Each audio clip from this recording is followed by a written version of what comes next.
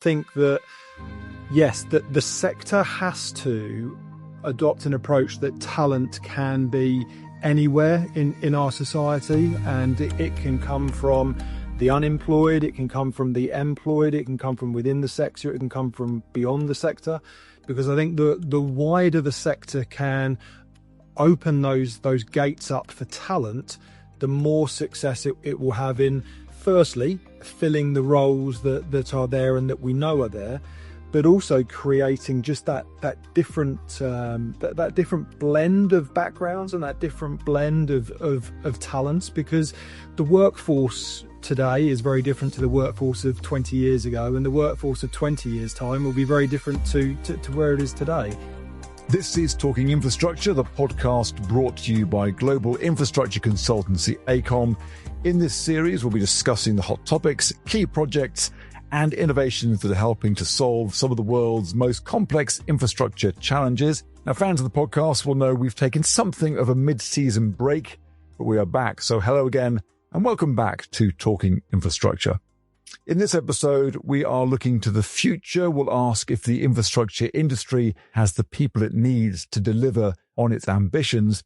We're going to focus on the energy sector, but many of these things that we're going to talk about, the problems and hopefully solutions, can be applied more readily across the industry. And I'm pleased to say we have a stellar lineup of guests who will be sharing their expertise. We have Paul Cox, who's the CEO of Energy and Utility Skills. Their mission statement is to help employers in the energy and utilities sector attract, develop, and maintain a sustainable, skilled workforce through their specialist services. We also have Steph O'Donnell from SSE, who is the HR Strategic Workforce Planning Manager. SSE, of course, an energy producer, distributor, and supplier. So Steph has a keen interest in making sure the best and brightest want to join the sector. And we're also joined by Karen Armstrong-Telfer, who is the nuclear lead for AECOM, an expert in the sector, but also something of a thought leader when it comes to how we fill the skills shortage. So welcome to you all. I'm going to come to you, Karen, first of all. Let's sort of focus on nuclear as almost like a case study. And what do you think the problem is at the moment in terms of our recruitment retention in that industry? So I think what we're really seeing for nuclear just now is a sort of new era dawning. There's a real emphasis on new nuclear. We saw that in the government spending review, where there was 17 billion backed really for new sort of energy projects. We've obviously got the legacy of nuclear to deal with and maintain the safety of the current sites around the country. But based on the figures sort of presented, it shows that we nearly need to double obviously resources within the sector, and that brings with it obviously the problems that we currently have in terms of we're trying to heavily recruit at this point in time. So Steph, if we come to you, looking I guess more broadly across the industry, the energy sector, does that resonate with you? I think I'm taking from your own figures that 1% of school leavers currently go into the energy sector. Does that resonate with you? Absolutely, yes. So we've got very similar challenges, and one of the biggest factors for us is how are we attracting that next generation employee into our sector, and how do we help educate people on the opportunities that are available for them for a career within the energy industry. So Paul, I know when we've spoken before, you've been keen to avoid this term crisis and much rather frame it as a series of opportunities, let's say. Is that, as you're seeing things at the moment, yes, some challenges, but actually huge opportunity? Yeah, I think the situation is, as we sit here today, there are a number of unfilled roles across our members, and we have reports that some members are really struggling to recruit, but at the same time, we have members who are recruiting very solidly. And I spoke with a member just this morning who said their recruitment pipeline was looking really robust. So I think there's this aspect where we have different scenarios in terms of different locations around the country, so that having the right skills in the right place and the right amount is probably the challenge. I think crisis is a word that some use, but others in the sector don't say it's a crisis in their space. But I think when we look at it at a systems level, before the spending review of last week, 312,000 new people are needed across the system. And that's the whole of the energy and utility space. A large chunk of that is in energy. And the positive news from last week, 10,000 jobs as a minimum in the nuclear sector only sees that 312,000 increase. So, challenges undoubtedly. But the opportunities for great careers, these are not gig economy jobs. They are great careers. They have a longevity of funding. And ultimately, we all need energy. So these are careers that is a sector that many people can have that fulfilling role and roles and challenges for many years to come. Thanks, Paul. So Karen, reflecting on what Paul said there, for you, for nuclear, what a positive few weeks you've had. It's a real signposting of things to come. But just match that for me with the challenge of that recruitment. Do you think you're going to get that message through that people can see this as Paul says, a proper career, if you like, a career with legs? So I think really what we have to do is we have to embed that within schools and really filter it through from that level. So it starts at that sort of real grassroots level. We talk about the lawyer, a doctor, all those good professions. We really talk about being a STEM professional with the right skills, obviously, to deliver in a highly regulated industry like the nuclear industry. So for me, that's where we have to really embed that. We're also seeing a high proportion of the nuclear sector as well, who are about to retire at this point in time. So there is almost a sort of skill strain. We have those experienced staff who are leaving. So when we're bringing in sort of graduates and apprentices as well, we don't have those people in abundance to mentor and train that new generation coming through. So we really need to sort of target this at really from that grassroots level. It's that sort of spread, isn't it? I mean, Steph, if he just chatting to you about this, it's trying to work out, I suppose, who you need to target to get the minds of young people thinking, you know what, the industry is, that's for me, energy is for me. I know we spoke before this podcast, and you had this great phrase, it's not just about high-vis and hard hats. It's a different, there's all sorts of different opportunities. Just tell me a bit about that what you see as the opportunities within the sector for people. Yeah, so I think back to Paul's original point, the opportunity that's in front of all of us and the next generation of employee is fantastic and really exciting. And we absolutely could look at it as the challenge, or we could look at it as what it is, which is that opportunity for a career for life. Really, we are always going to need electricity. So I think on that, absolutely, we're talking about how do we make sure we share the wide range of opportunities that are available. This industry is not just about high-vis jackets and, to my earlier point, hard hats and climbing towers.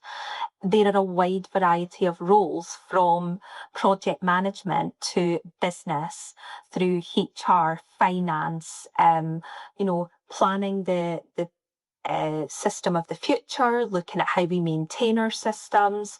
There is literally something for everyone. And again, that goes back to the early career opportunities that we've got for individuals and that we can offer.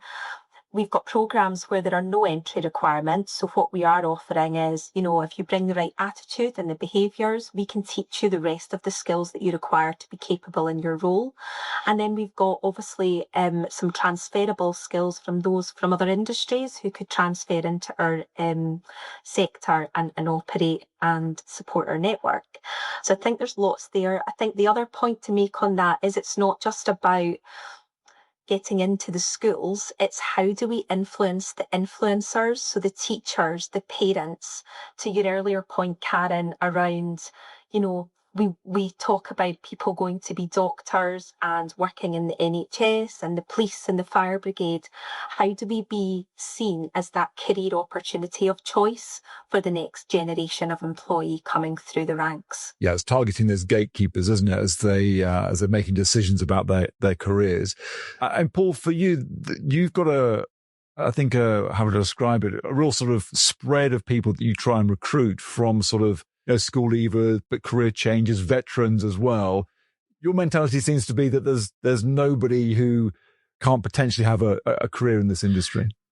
I think that's a fair point, Toby, and Steph has shared about the, what you might call in slightly older language, the spread of blue and white collar jobs in terms of those support roles, those business service roles, and I think that yes, that the sector has to adopt an approach that talent can be anywhere in our society, and it can come from the unemployed, it can come from the employed, it can come from within the sector, it can come from beyond the sector, because I think the wider the sector can open those gates up for talent, the more success it will have in, firstly, filling the roles that are there and that we know are there, but also creating just that different that different blend of backgrounds and that different blend of talents, because the workforce today is very different to the workforce of 20 years ago, and the workforce of 20 years time will be very different to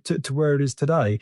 So, and I think a piece of work that I would just commend that the sector on is a piece of work that we've been working on with National Grid, SSE, and Scottish Power in terms of the occupational mapping and looking at how common standards can be agreed between England and Scotland, because talent also doesn't just stay in one place.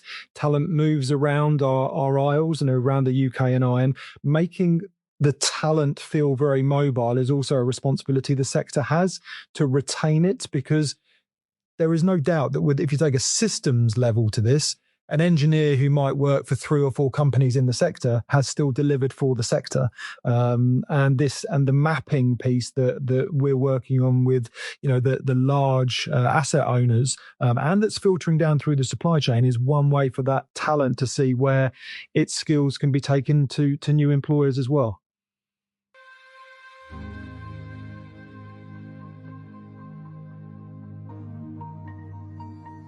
We're also looking at how do we create a more inclusive work environment. So things like, the traditional 9 to 5 for working parents, but, in some cases working females. How does that attract people to our industry? How do we make sure that we are adapting to giving that flexibility across our employees who are joining us?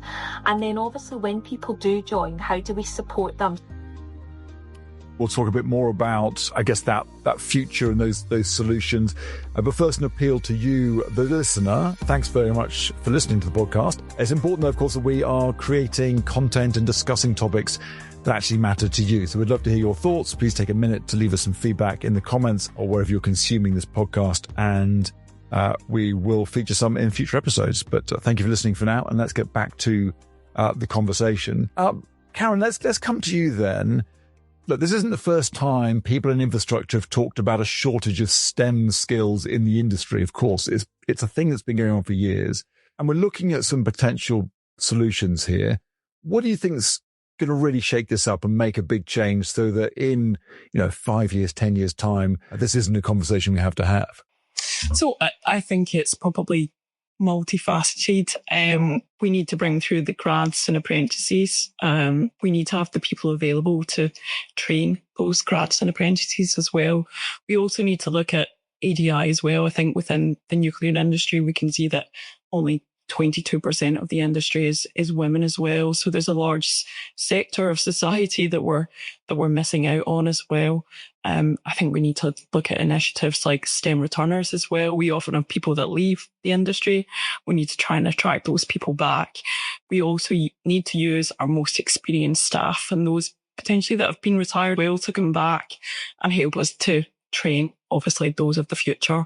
But we also need to think wider, because I think for us within nuclear, we have, those team leads, those principal engineers, those levels that are really sort of missing and are key to deliver our projects. So we need to look wider and maybe upscale from other sectors, other industries as well, and utilise those staff where we can.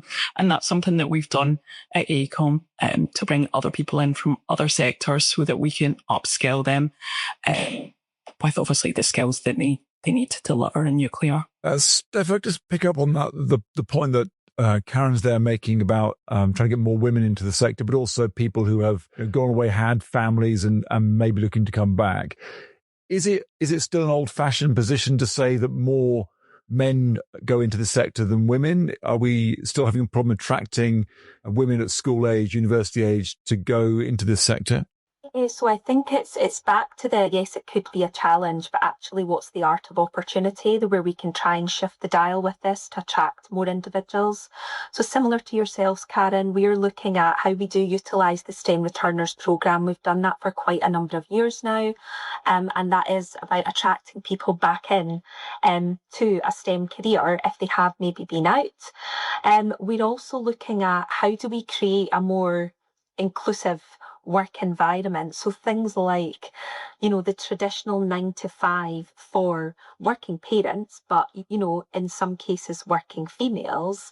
How does that attract people to our industry? How do we make sure that we are adapting to giving that flexibility across our employees who are joining us? And then obviously when people do join, how do we support them? So we've got programmes such as reverse mentoring, which is looking at ideally pairing some of our female colleagues with senior male employees that are on our leadership team, and vice versa, having male employees partnered with senior females, so that there is that diversity of thought across multiple levels of the organisation. So I think, again, there is a lot of opportunity for us to do more. Back to the earlier point about going back to grassroots, we need to do more to shift the dial on the perception of the energy industry as a whole. And I think that collaboration piece that you spoke about earlier, Paul, with the supply chain and with other partners across industry, can only help and add us all together into the mix to try and encourage more females, and for us not to be seen as the traditional male heavy industry. Paul, what Steph's describing there is often summed up by a lot of employers as culture, isn't it? What's the culture of the industry, particularly younger generations coming in? What does it feel like to work somewhere? Is that something which is, I guess, front and center when you're talking to younger people, male or female, looking at these opportunities? They're looking at what's actually going to be like working there and what's life going to be like? Yeah, and I think the social inclusion agenda across the sector is very well recognised as to its importance at both the attraction phase but also at the retention phase, because if you can inspire some curiosity to apply and be attracted, but then when they join, the experience is very different to what their perceptions were, you see a rapid turnover. So I think the social inclusion aspect that Steph touched on, and also Karen, it isn't just about the attraction phase. It has to be the day-to-day culture, so that the talent, when it joins, can go, okay, I've had an expectation that this role will feel like this, and my actual reality matches that. And then you get that match between the perception and reality. We run a member-led program called the Inclusion Measurement Framework here at Energy and Utility Skills. Many of our members are engaged with that and are using that as a self-assessment tool to really build out their capability, raise the profile across their business, so that social inclusion is seen as that cultural piece that has to be consistent from the first contact with a potential employee all the way through to their onboarding and then hopefully their sustained career in the sector. So yes, I think social inclusion, Toby, runs all the way through from that first point of contact with young people, adults, returners, but it has to match the day-to-day experience on the ground, Monday to Friday, or even Saturdays and Sundays, given the variety of jobs in our sector. And I think we're all sort of learning as we go. I mean, I myself here have used slightly outdated terms there describing male and female employees. So apologies to anyone who feels that isn't inclusive language and doesn't feel it represents them. Of course, this industry wants everybody regardless of gender. I wonder, for you then, Karen, looking at all of this, is a word that both Steph and Paul have picked up on, this idea of collaboration. And it's something we come back to whenever we're talking about infrastructure, is collaboration. It's not one size fits all, one solution for everything. Where does collaboration fit into all of this for you? I think we have to collaborate as industries to really have this drive to bring people into the sector. Can't do that as companies that stand alone. We need to stand together focus on this, because it's beneficial to us all.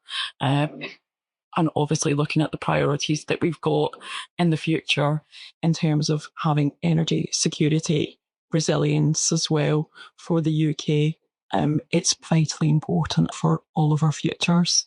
Makes a lot of sense. And where does the pressure lie, Steph? I think SSE is certainly part of what's known as the 5% club, isn't it? But you guys are doing better than that. Perhaps you could explain that a little bit to us and those listening, as I think that could give a bit of an insight for people. Yeah, so we've looked at, all of that we've discussed so far around how do we make sure we are set for success to deliver our ambitions as an organisation and as the wider industry. So part of our strategy in our people space is about targeting having 5% of our workforce in earn as you learn roles within SSE and transmission. So what we've done is partnered with the charitable organisation, the 5% Club, who have got multiple organisations that partner with them. They audit companies on an annual basis, and then they look at where there is an opportunity to either better the programmes or to increase the numbers in which we are bringing in. So we've been a partner there for the last 3 years.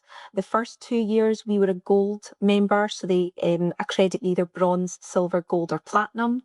And pleased to say last year we got upgraded to platinum and also received their Large Employer of the Year award in relation to quality of programmes. So I think there is a real opportunity. So that's allowed us to set a target. It's allowed us to look at the breadth and wide range of opportunities we've got in that early career space. In the past, we've had sort of the traditional standard programmes of craft apprentice, trainees and some graduates, whereas actually we've got 10 different variations now that cover, as I mentioned earlier, trainee site construction managers, a lot of graduate apprenticeship opportunities and in the project management space as well. So that's been a real focus for us, and as well as working with some other external partners to help inspire the next generation and actually have people applying into our organisation for one of our programmes. So lots of reasons to join, Paul, lots of sort of attractive things that we're talking about here. But even if we persuade somebody to go and choose STEM subjects at ECC, A-level, degree, apprenticeship, whatever route they take, what is it about the energy sector that can keep them on track and come this way rather than have their heads turned by all sorts of other industries which are really looking for those kind of people as well? Well, I think the straightforward response to that, Toby, is just the variety of roles within the energy sector. You have providers that are nuclear-based, gas-based, renewables. You've got offshore, onshores. The breadth of challenge that you could take on within an engineering and STEM role within the sector is probably unsurpassed in terms of that variety of fuel, the variety of transmission, and the variety of locations as well. So that breadth of challenge and the options that future talent and current talent has to again stay within the sector even if they move employers, it's probably unsurpassed. So I would just start with that really, Toby, in my response. That seems pretty fair to me. Just a call out to our listener here again, really, if you're hearing what we're talking about here and finding that this is quite an appealing prospect, then the good news is AECOM in particular are looking for lots of new talent, really, to help to accelerate this progress, but also move towards net zero. And we believe that harnessing skills from across a diverse range of roles and industries will be key to this progress. So even if you're wondering whether your background is a good match, take a look at the sort of open roles and get in touch. All you have to do is search AECOM Careers or head to the actual page, aecom.com/careers. And you can also join the talent network there where you get told about jobs that come up that might match your interests. There's a sort of action you can take today. So as we sort of wrap all this up and think about the future, Karen, for you then, what is we've talked about all sorts of different things from apprenticeships to mentorships to, gatekeepers, getting in when they're young. For you, what's the top of that list? What do you think people should be looking at in order to make sure that we have all these roles filled, of which there are a huge number in the UK at the moment? I think, Toby, I've touched on it previously. It's really a mix of things for me. It's obviously bringing through that next generation that's going to become the future leaders. It's making sure that we have people that can deliver now as well, by attracting people from different industries and sectors within the nuclear and the energy sectors as well. And we can do that obviously by upskilling them. As we just need to make sure that people can obviously work in that highly regulated industry, but their core engineering sort of STEM skills are broadly, applicable to the sector. And obviously making sure as well that we're retaining people within the sector as well, making sure that we've got succession planning embedded well to make sure that we can bring people through the ranks as well, to make sure that they can, obviously Paul has talked about having that full career as well, and making sure that people can really see that there's a future within the industry for them as well. I think for us at AECOM is making sure that we've got exciting, good projects which are very current and aligned with obviously the challenges that we've got at present as well. I wonder if it might be useful, just so I just hang on to you for a second, Karen, just to give people a little bit of your career, a little potted history, if you like, so they can see how to join the dots. How do you get to where you are? What sort of things have you had to do to get to where you are? So I think for me, I really started out my career in the nuclear industry as a chemical and process engineer. I've worked on nuclear sites doing operations support for a number of years. I then transitioned into design, became a design engineer, moved up into engineering management, then really sort of moved through the ranks in terms of managing my own projects, larger scale projects on nuclear sites. And I'm now obviously in my role leading the nuclear team within AECOM in the UK as well. So it's really been multifaceted for me in terms of I've been able to do not only engineering programme and project management, as well as is leading a sort of diverse team now as well, really. And I've been in the industry for over 25 years now as well. That's a good advert for the industry, kind of what Paul's saying, that it's a proper career to be had. And Steph, I wonder, kind of hearing that sounds like a sort of, almost quite traditional career path, but just want to pull out some points you were making earlier about the fact that this can be, you can do almost anything. You can be working in energy, but you could be, having an office-based role. You don't have to be climbing up a tower or digging a hole or.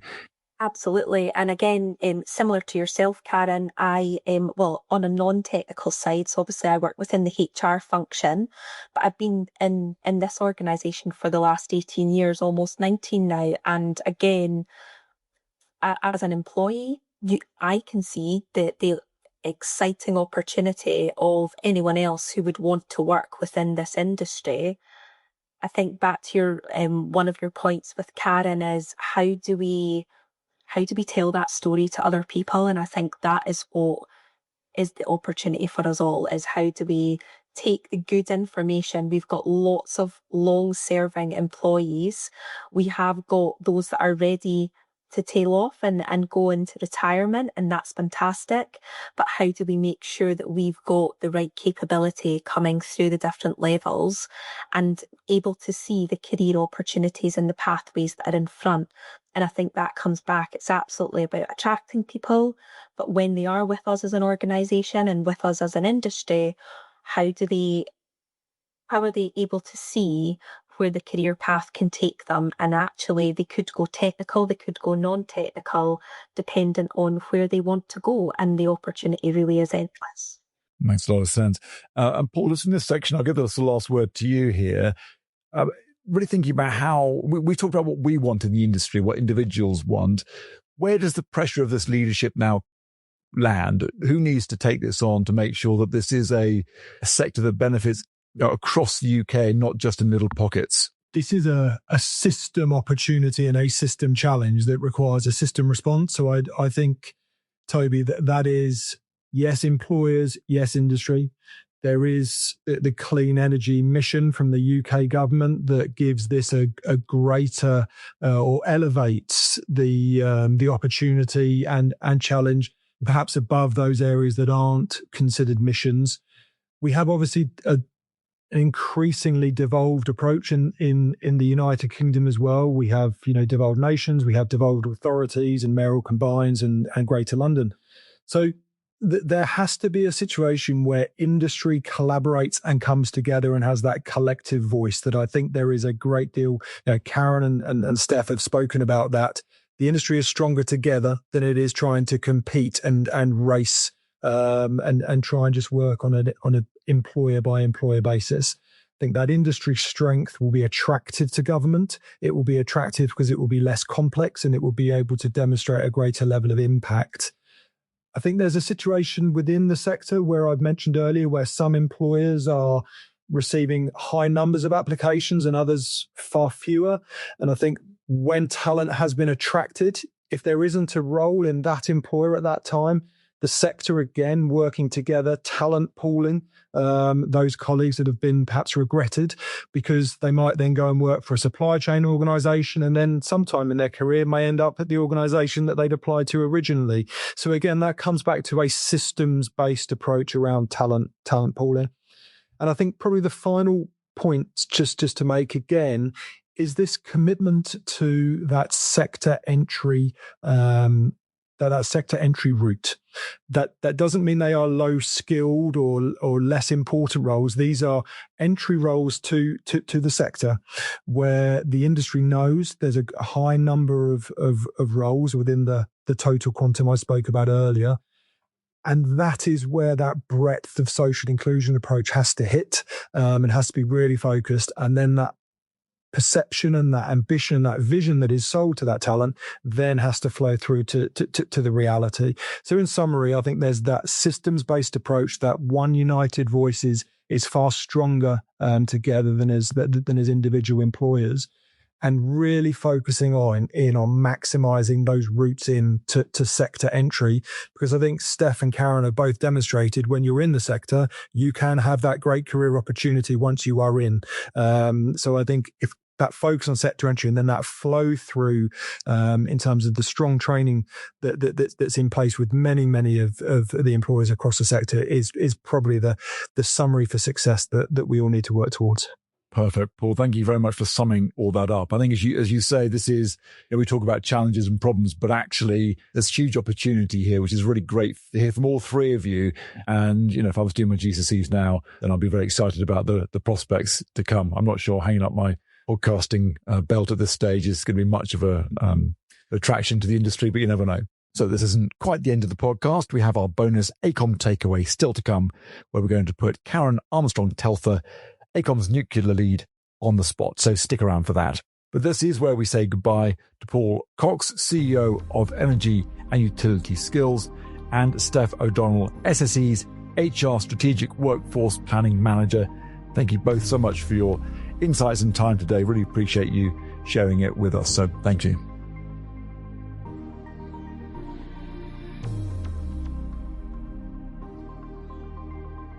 Welcome to the AECOM Takeaway. This section is new to Season 4 of the podcast, where our AECOM guest has a chance to reflect on the conversation and give their thoughts. So a reminder, we're joined this week by Karen Armstrong-Telfer, the nuclear lead for AECOM. So Karen, I just wonder whether you want to reflect on the conversation we've just been having with the others there and where you think we should add some additional thought. I mean, particularly around the idea of kind of leadership in this industry. We talk about getting young people in, it's exciting times, but actually we need someone to kind of take their hand and lead them on from here.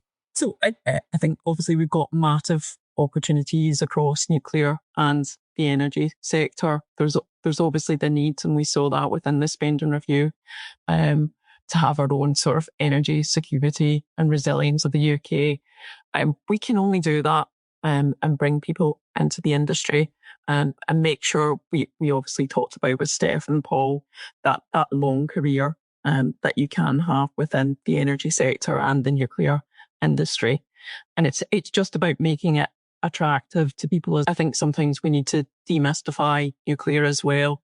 And in fact, it's just conventional engineering with obviously a highly regulated industry, but we've got some exciting projects that are about to start in nuclear and have already started in terms of the SMRs, so obviously small modular reactors, and obviously what that can bring to the UK as part of moving towards that energy future for the UK. And we obviously need to focus on retention as well for the industry and make sure that, if we are bringing people into the sector, that they do have that career path and opportunity that I've had as well, to have that longevity of career within in the sector. And do you think, we're talking there about those opportunities. Do we need therefore people to come in at every level, so that we need leaders to come in and take this on, as well as we need 16-year-olds when they're doing their A-level choices? Absolutely. So I talked about, obviously, I think that the government announcements last week mean that we need an extra 73,000 people within the industry. So that's not going to be filled just by those coming in as early careers entrants. So we need experienced people across the industry that we can therefore upskill in terms of their nuclear capabilities. So we need to look at that across every level. I'm just picking up on a word you did touch on, excitement, but this is excitement, enthusiasm. We're trying to change the way people think about nuclear in particular. Government's talking about investment. It comes from you all the way through your conversation, how much you love the industry you're in. But is that part of it? We need to sort of really persuade people this could be like a place you would enjoy working. It's going to be really a place for enthusiasm, excitement, and would I say joy? Is that too much? So I think we can see from the government sort of spending review that nuclear is really making a comeback. We've obviously had the funding confirmed for that as well.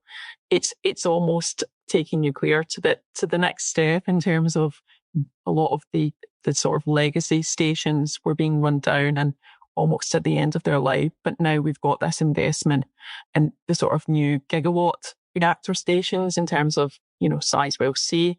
We've got small modular reactors in the mix as well. So that's different.